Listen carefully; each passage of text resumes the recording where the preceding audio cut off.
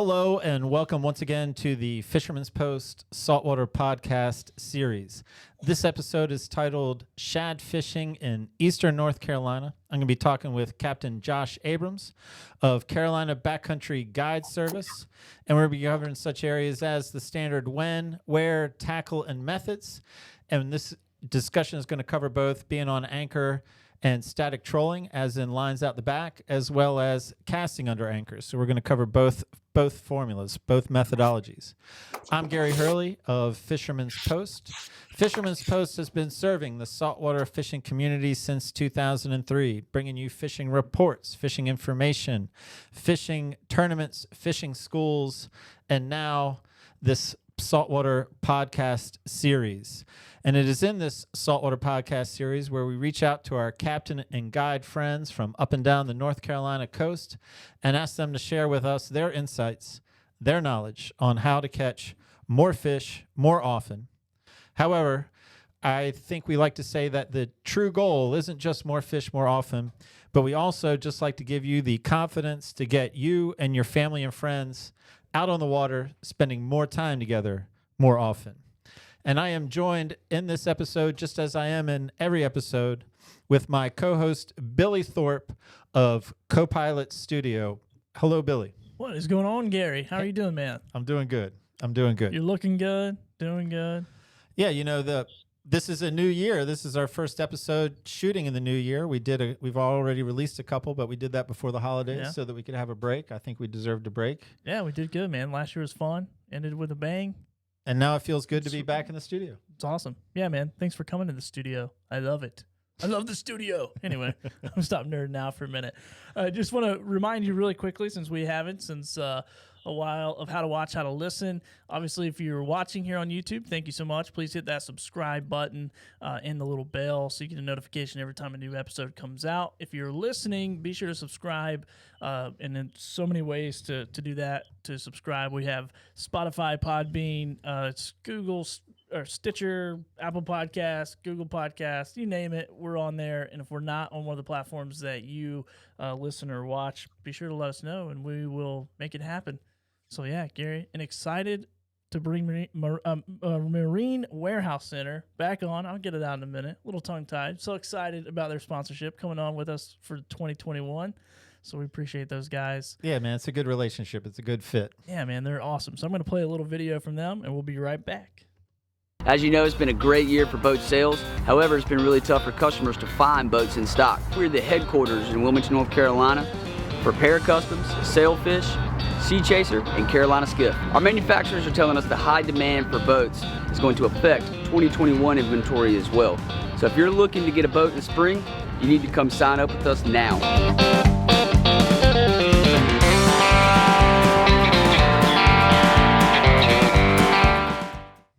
All right, Gary, you better get over there and sign up for a boat. Yeah, that's legit advice. I already signed up for my free boat. It's happening. Is it in the works? It's not going to happen. I better retire that joke and get a new one for this new year. Speaking of jokes, I'm ready. Actually, I don't have a joke. Terrell didn't tell me any jokes. I didn't tell you anything. The new year, he's moved away from jokes. But you know what is going over there? Emmett. Emmett is big on New Year's resolutions. Me too. I love them. And he shared some of them with me. You want to hear one? Please. One of Emmett's New Year's resolutions, and this is a pretty standard one, he wants to exercise more in 2021. Okay.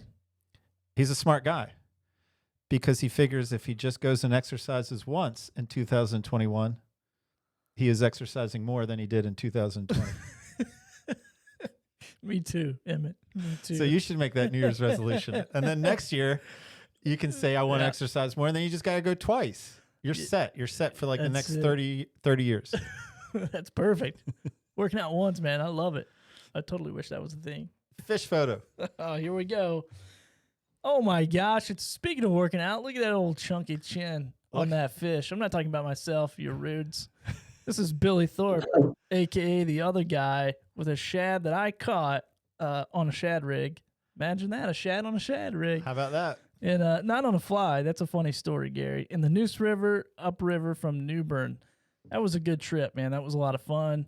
And And yeah, I didn't catch one on a fly, unfortunately. I could put a photo up there of a shad I caught on the fly, but I couldn't put a photo up there of a shad you caught on the and fly. I might be able to put a video of some like really interesting fly fishing tactics that you use to catch that. Maybe. I'm not going to get into it. Hey, look, it is a new year, but we are still very much looking for Billy's best takeaway. And I'm going to have one. I love shad fishing. As you can see in the picture, Gary, I'm good at it. Yeah, this is, I Crushed mean, I it. almost asked you if I could interview you about shad fishing, but I decided Josh might be slightly better resource. Maybe. But remember, We'll Billy's best takeaway at the end of the podcast. I'm ready. And now this is the time that I introduce our guest. Our guest in this episode is Captain Josh Abrams of Carolina Backcountry Guide Service. Welcome to the show, Josh. Hey, thanks, Gary. Thanks, Billy. Yeah, man. Happy to have you here. And again, we're going to be talking about shad fishing in eastern North Carolina. Got a bunch of material to talk about. But as is the tradition here on the Fisherman's Post Saltwater Podcast series, before we get to the main content, I have 2 questions for you. Let's hear it. All right. First question. Why should we listen to anything you have to say about a shad? So I've been doing this a long time. Been all over the country, North America, South America, Central America, Mexico, all over the place fishing. Been fishing for shad since I was, a little rat. So I've done it a time or two, yeah. Well, all right. And then second question, as is tradition, is a non-fishing question, and I've already shared with you that I was actually disappointed. I believe I'm not off to a fast start with question number 2. The best I came up with was playing off of your charter name, Carolina Backcountry. All right, if you're Carolina Backcountry, what does front country mean? Holy moly. No clue. Couldn't even tell you. Fishing City Lake, City Park, maybe. I Googled it, as I do with my questions. And the general consensus is backcountry, you can't drive to. Front country, you can drive to. Okay. I think that's is that via vehicle or boat? I think that's vehicle. I don't think they were talking about boat. These weren't boat-specific Google questions. Okay, so my name is correct then. Your name is absolutely correct. All of the areas I fish are inaccessible by vehicle. We are not scrapping your guide name here at the start of this podcast. We're celebrating it. I was on trial for a second there. Holy moly. And so talk to me about when, man. I mean, it's a big question with pretty much every fish species, but perhaps even more so with shad, where there is this window. What do you got for me, man? What's the best time to catch a shad? So beginning early February, late January, people start catching fish. They've been doing it for a long time. And yeah, if you're willing to get out there and put in the time, I mean, as early as late January, but typically we start to think more about shad in March, with third week of March kind of being the peak of everything. That's traditionally the time frame. And we even catch fish all the way into the first part of May. Some of the old timers, they talk about the second run and, there being multiple runs and stuff. So, yeah. Is that your experience that there's multiple runs? Again, I know little is shad fishing, so I'm hanging on everything you say. It's hard to say, you get pushes of fish, and some years you get a couple pushes. Some years you get a push. Sometimes it's just a bunch of fish. Sometimes there's no fish. So it's hard to say, but I definitely think we see more Americans, early on and later in the season as well. And if it's peaking in mid to like third week of March, would you say the peak lasts typically a couple of weeks? It lasts a month? Usually. Like how big a window I got? Well, with fishing, there's so many variables, and some of the rivers that we fish on, they're controlled by dams, so a lot of it is weather dependent. I've seen it good for a week. I've seen it good for a few weeks. Water levels play a really big role in how long the fishing is good and how long the fish are here. All right. So as far as where to fish, now in our pre-show, we talked about, not narrowing it down to talking about specifics on a specific river. I mean, what I should have asked you is, can we name drop some of the rivers that you like to fish? Absolutely. So we'll talk about some of the rivers you like to fish, And then I think we're going to move into a more general, on any river you're on, this is the types of areas to target. Is that your vision? Sure. Okay, man. Yeah, and I pretty much just fish the tar and the Roanoke. Those are mine too. So those are your top two, the tar and the Roanoke. Reason Yep. why? Just because of Just grew up tradition? on them. Yeah, just started running the tar when I was 11 years old. So been on it for a little while now, and it's just home. Can I ask you your favorite place to put in on the tar?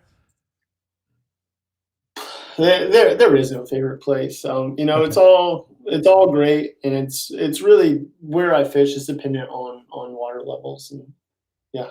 Well, let's talk And about it. Let's go to the river conversation then. Like, cool. what is it that determines where you fish a particular river? I'm sure there's any number of variables that go into that decision on a daily basis. Yeah. So one of the biggest things is going to be water levels. So in the spring, say we don't get a lot of rain and the tar is really low, you might want to look down at the lower reaches versus the upper reaches. Those fish, they're not going to push up when the water's super low like that. You will get some, but the mass is going to be lower in the system.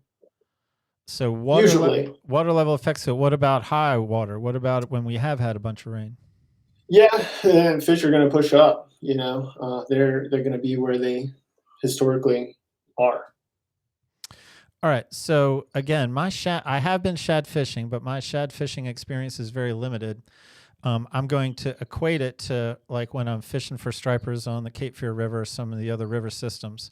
And to me, everything looks fishy. So when I'm on a river, everything looks fishy. So now, whether I'm up the river or down the river, what are you looking for on the, what qualities of a river are you looking for to say, I bet there's fish there? So it's Shad. I mean, a big one. A lot of people know this. It's no secret. Tributaries. Tributaries hold a lot of fish, and the mouths of those tributaries where you find color changes are always prime spots. And it's not just you that has that problem. We all have that problem. We all look around and say, "Man, it all looks good," But if you start thinking about water depths, holding areas, current speeds, things like that, you can kind of rule out a bunch of those areas. All right. Well, I have no knowledge. So how does water depth, is that what we just talked about upriver, downriver?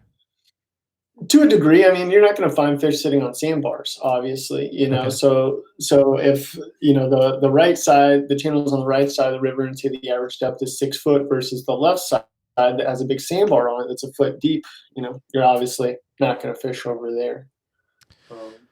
And is 6? I mean, again, I'm gonna apologize one more time, and then I'm not gonna apologize about how little I know about shad fishing. So it's 6 all good. fishing is 6 foot like a good mark? Is that a good standard or? Well, depth is so relative in some of these rivers because we have such a fluctuation that there's very little time where the tar and the Roanoke, for that matter, are static. Just one height, they don't move. They're always moving. They're always fluctuating. And certain areas fish better at certain heights, and vice versa. Where you might have a good resting area at 10 foot, when it drops down to 5 foot, that spot may not even be existing. Well, I'll tell you what. Here's how I'm going to phrase the next chapter of this question. A lot of the people that watch the podcast, or a lot of people in general, maybe don't watch the podcast, we get a limited amount of time out on the water. We get little windows, whether it's a weekend, weekday, afternoon, morning, whatever it is. So if you were trying to help me out and I said, hey man, I'm going to put in at the Tar River, or I'm going to put in the Roanoke, and I want to go shad fishing, you're going to tell me, here's the conditions that here's some pretty standard conditions you should look for, and there's where you might want to invest your first anchor and cast or whatever. Yeah. What would that be? So a good place to start is tributaries. Tributaries are the number one place to start. So finding a good creek on the Tar or the Roanoke and setting up at the mouth of it. If the mouth isn't available, maybe on that side downstream of it, the same side as the tributary. or the first, outside bend downstream of that tributary, which is going to be a channel side more than likely. Outside bends are typically, channel bends. All right, so now, man, walk me through. I've got a spot, and I follow that. The tributaries and the mouth or down. I like those details. Downriver or the first bend. I guess that's going to sort of pinch the fish. We're anchored up, and then what? Then what happens next on your boat once you get anchored up? So there's a couple different methods you can employ here. A lot of people like to put rods out the back. I've seen guys with 4 to a dozen rods out the back. And that can be a really fun way to fish, especially when there's a lot of fish moving through. You're just kind of setting up. You're in a pinch spot, and all those fish are running right into you. So that can be a really fun way to fish, and also casting. If you can get that top spot and you're positioned at the mouth of that tributary, casting across where the color change occurs, or where that tributary and the main river kind of meet each other, that seam there. It is a really good resting area. Usually there's a point there. Usually there's an area of still water, slack water on that seam. And it's a good holding area for fish. That's prime spot. That is the spot. If you can get in that spot, usually you're going to get fish if they're there. All right. So if I'm going to talk about the first one where we're just putting lines out the back, I don't mean just put lines, but we're putting lines out the back, and we're putting, anywhere from 4 on up. So what is the strategy there? I mean, I guess it's like a spread off a boat when you're going offshore. You're doing some different offerings. You're staggering them in different locations. Sort of. So again, there's a lot of variables in fishing. So I'll stagger weights more so than lures. I mean, we all kind of use the same thing, spoons and grubs or darts, jigs or darts. But what I will do is vary weights. So I might run an 1/8, 3/16. I might run a 32nd ounce. I might run, a small spoon or a bigger spoon on one, and just really try and pattern these fish, figure out what part of the water column these fish are kind of engaged in, and what colors they're keyed in on. So if I'm putting rods out the back and I'm putting different weights on, and the current of the river is just going to hold them up or down depending on the weight, so that you're waiting just to see if one starts producing more, and then you might switch some over to target more of the sweet spot. Exactly. Yep. Are you also varying how far back from the boat you're casting these lines, or sometimes, sure, depending on how far back you set them, it can play a role in how deep they run. But oftentimes, though, you're going to need a significant amount of line for that to really have any effect. So it doesn't matter a whole lot if you just put it within casting distance behind the boat. Distance doesn't matter a whole lot. Okay. Obviously, you don't want it just behind the boat. You want to cast it out. But all right, so now we're going to move to, like, we're anchoring up and we're casting. I'm a little bit more intrigued by that. So now give me the specifics there. I'm guessing you do more of that than lines off the back. I'm guessing you do that. Excuse me. So walk me through that. Yeah. So like I was saying, I try and get one of those good spots, the mouth of a tributary, or even in eddies. Eddies hold a lot of fish. Any good sized eddy is going to have resting fish in it particularly during the peak of the run. And the seam, which is where that eddy meets the moving water, that kind of turbid area is a really good spot to find fish. So I like to post up there, and I'll have guys, cast over into the soft water and slowly retrieve them back to the boat. But what I've gotten into a lot over the past couple of years is jigging. I love to jig, Shad. I know people think that sounds crazy because not very many people talk about that. But when you feel an American Shad thump a jig, it is something. Even the hickories, I mean, they thump it. A lot like, and you're fishing just like stripers or anything else. You're just, using a lot lighter jigs, usually an 1/8 or 32nd. And I'm just dropping it down beside the boat. I'm just dropping it vertically. No, you're casting it and slowly retrieving it back to the boat, just hopping it.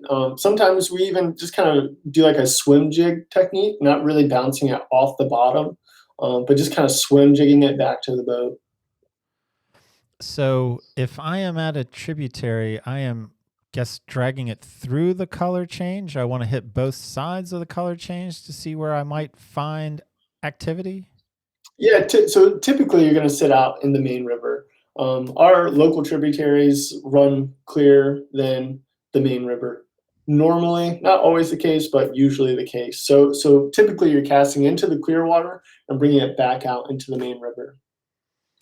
And I'm sorry that I didn't follow. So the difference by your definition between casting and jigging is?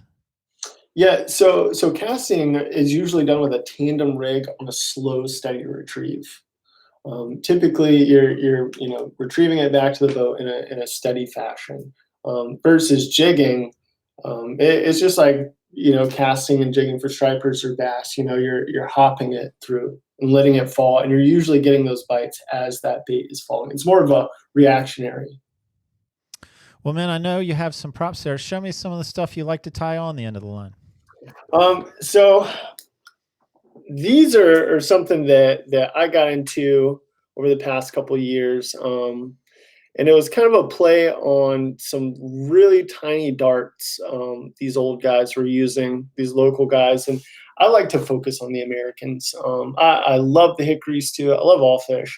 But there's just something about those big American shad that they get me. And for some crazy reason, they like the small stuff sometimes. So I came up with some of these, and these are tied on 32nd ounce jig heads. But these are really small jigs. Chartreuse and black is a really good color. Chartreuse and white. These are actually based off of some small flies. These would be woolly boogers, but just tied on 32nd ounce jig heads. And they're pretty tiny. I mean, if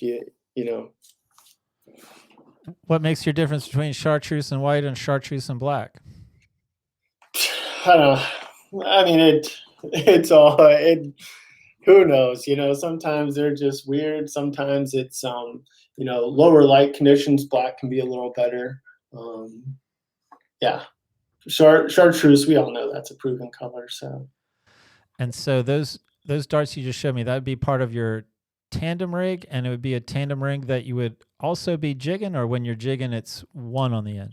Yeah. So a lot of the times these smaller jigs, so these 32nd 64th ounce jigs, if I'm gonna fish these, I'll put them in place of a spoon on a tandem rig.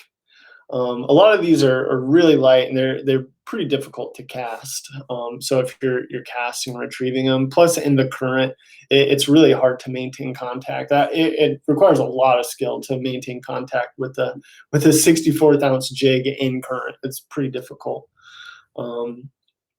Especially if there's any sort of wind. But yeah, I'll run these in place of a spoon typically on a tandem rig. And the typical placement of a spoon would be that second line. Is that right? Correct. Yeah.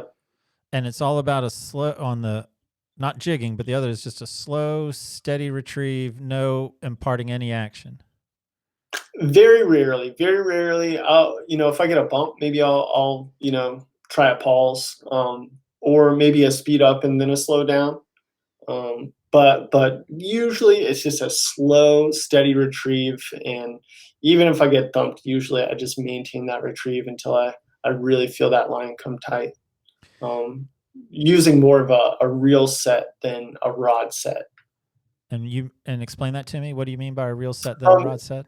So when you're reeling that through, you're doing that slow, steady retrieve. Instead of jerking and moving that bait out of the strike zone, you're just gonna just do a quick rotation of the handle and try and get that tight on that fish and get that rod to load into it. Then sweeping the rod into it. That way you just stay in the strike zone. We all know shad short strike. They swipe and thump and stuff. So if you jerk it real hard, a lot of times you're gonna pull it from out in front of that fish. So I did not know that they were notorious for short striking. So if I'm on your boat, what you're telling me is, as you're reeling it in, and you feel that bump, but it doesn't go tight, just keep doing what you're doing. Don't do anything drastic. Yeah. Just keep it moving, keep it going, keep working it. And if I'm brand new to shad fishing, I'm on your boat. What advice do you give someone after you have a hookup? Is there anything you do? Is there any mistakes that people make or anything advice you give them just to help ensure the fish makes it to the boat? No, not typically. It's a pretty straightforward fight. A lot of times, as with big Americans, if you're on anchor, one thing I like to do is keep the rod tip nice and low, almost in the water, until you get it right up next to the boat, and then lift. It seems like when they come up on top and they start thrashing a lot, that's when you'll tear them out and you'll lose fish. Man, I mean, I think we've got everything. What have I mean, my job is to ask questions. What have I not asked? What else is out there that you thought might be of interest, but I didn't set you up to share with the audience? Mm, I I don't know. I think we did a pretty okay job there. Yeah. And then I think in your notes you had something about the history of shad fishing. Yeah, I was intrigued at that. What do you got for me? it's just one of those things. It's growing up, it was just always the old guys down at the river in the springtime. It's been a really, really big part of my life for as long as I can remember. That was like the first sign of life every year at the river. Where the old guys down there casting for shad. The local shoe store, Robertson Dupree here in Tarboro, they have a tournament for whoever can catch the first shad of the year. So that's always a big thing. We don't have a newspaper anymore, but it used to be in the newspaper and all that stuff. It's a big buzz in town and has been for a long time. So that's one really cool thing. And I got out on the West Coast, been on the West Coast for a long time. And one really cool correlation between fish on the West Coast and shad here on the East Coast is a lot of we kind of live on this line. So a lot of the shad north of us, they'll reproduce multiple times in their lifetime, where south of us they only do it once. And in North Carolina, it's kind of so. We get a mix of fish that will return to the ocean after spawning, but we get a lot of fish that die after spawning, which kind of it plays into that whole Pacific salmon kind of life cycle. So I always thought that was really interesting, really cool. And they are crazy. I don't know if you've ever seen an American shad floating down the river about to die on its last leg, but their bodies will literally be, just tiny and exhausted, and their heads are just huge. It just looks so crazy. It doesn't even look like the same fish almost.